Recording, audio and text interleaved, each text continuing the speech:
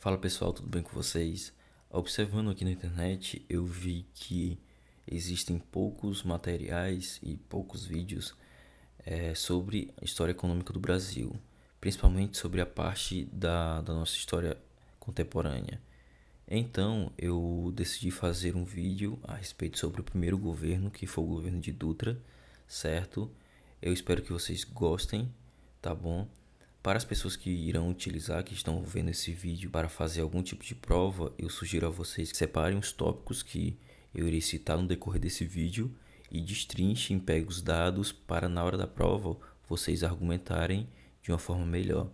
Para as pessoas que gostam apenas, só gostam do conteúdo, eu acho que é um vídeo muito legal para vocês assistirem, certo? Eu usei como bibliografia o livro do Jean Piaget, é esse daqui, ó. Ele é um livro muito didático, certo? Existem outros livros famosos também, como o livro do Ordem e Progresso. Só que eu gosto desse livro, foi o livro que eu estudei na minha época da graduação. E eu acho ele muito interessante, certo? Ele divide os marcos e os fatos de uma forma didática.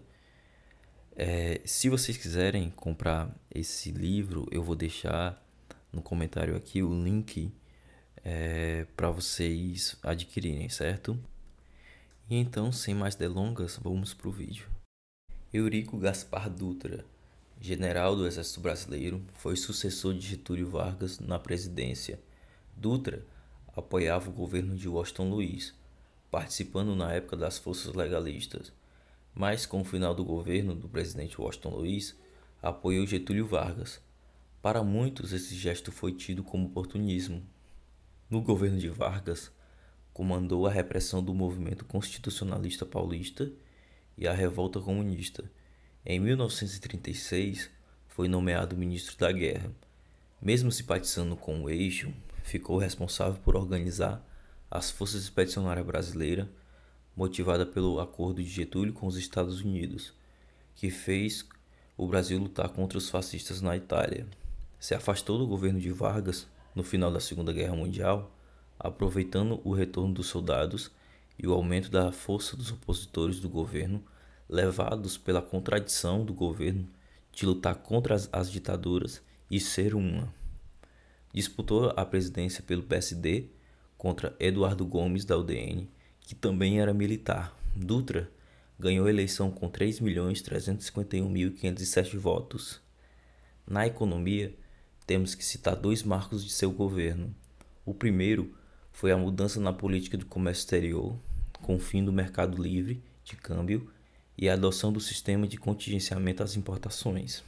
O segundo foi o afastamento do ministro da Fazenda Correa e Castro em 1949, indicando uma passagem de uma política econômica contracionista e tipicamente ortodoxa para uma com maior flexibilidade nas metas fiscais e monetárias.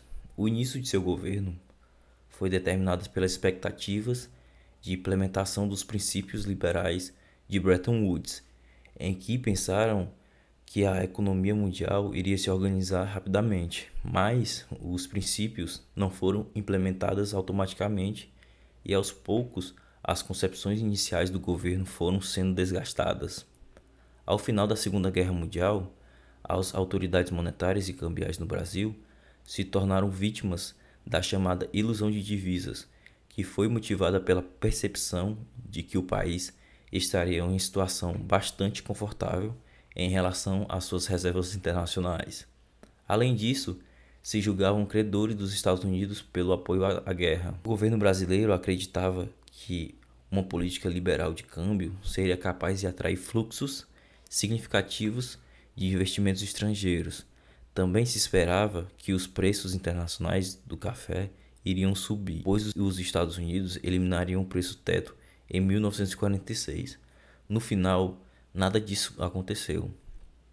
Confiante na evolução do setor externo, o governo de Dutra identificou a inflação como o principal problema a ser enfrentado. O relatório oficial mostrou que os déficits orçamentários da União dos últimos anos era a causa maior dos aumentos no nível dos preços, Assim assumiu políticas monetárias e fiscais contracionistas.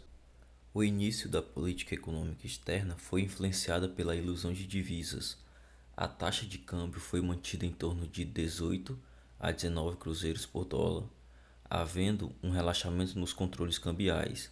A política externa brasileira tinha alguns objetivos. O primeiro objetivo era atender à demanda contida de matérias-primas e de bens de capital para a indústria. O segundo foi forçar a baixa dos preços industriais mediante a oferta de produtos estrangeiros. Outro objetivo foi estimular o ingresso de capitais no país. Logo, o câmbio apresentou problemas, pois boa parte das reservas do país estavam bloqueadas e o Brasil apresentava superávites com países de moedas fracas, enquanto só aumentava os déficits com países de moedas fortes. Sem o apoio dos Estados Unidos na captação de recursos externos, que decidiu apoiar os países europeus no pós-guerra, sobrou para o Brasil financiar o seu desenvolvimento econômico com o capital privado. Em julho de 1947, em vez de desvalorizar a moeda, o governo instituiu controles cambiais e de importação. Os bancos autorizados a operar câmbio foram obrigados a vender ao Banco do Brasil 30% de suas aquisições de câmbio livre. Em fevereiro de 1948, foi adotado um sistema de contingenciamento às importações, concedendo licenças para importar de acordo com as prioridades do governo. O sistema de contingenciamento conseguiu reduzir um déficit de 313 milhões de dólares em 1947 até chegar a um superávit de 18 milhões em 1949. O resultado da não manutenção da taxa cambial foi a perda de competitividade das exportações brasileiras. O setor industrial se beneficiou dessa junção de câmbio sobrevalorizado com controle de importações. Isso motivou a substituição das importações em produtos da indústria nacional. Podemos definir a política interna do governo de Dutra como ortodoxa. Os 2 primeiros anos foi marcado por uma política monetária contracionista que reduziu o dispêndio privado e de política fiscal austera. Nos últimos 2 anos de seu governo, houve um aumento no déficit no orçamento do setor público, motivados pelas linhas de créditos, que tinha o objetivo de incentivar essa crescente na indústria, em conjunto com a proximidade da eleição presidencial. A chave para entender o governo Dutra é as mudanças nas conduções das políticas econômicas, em que nos 2 primeiros anos foi tipicamente ortodoxa, diferente dos 2 últimos. Também é bom frisar a percepção errada que sua equipe técnica teve em relação às reservas internacionais. Bom, eu queria pedir desculpa se tiver algum erro técnico ou alguma coisa do tipo. Não sou muito familiarizado e nem sou muito familiarizado com câmeras e esse tipo de produção. Se eu ajudei uma pessoa, eu vou estar feliz. E qualquer coisa vocês podem mandar mensagem aqui e peguem e levem comigo nos comentários. Obrigado.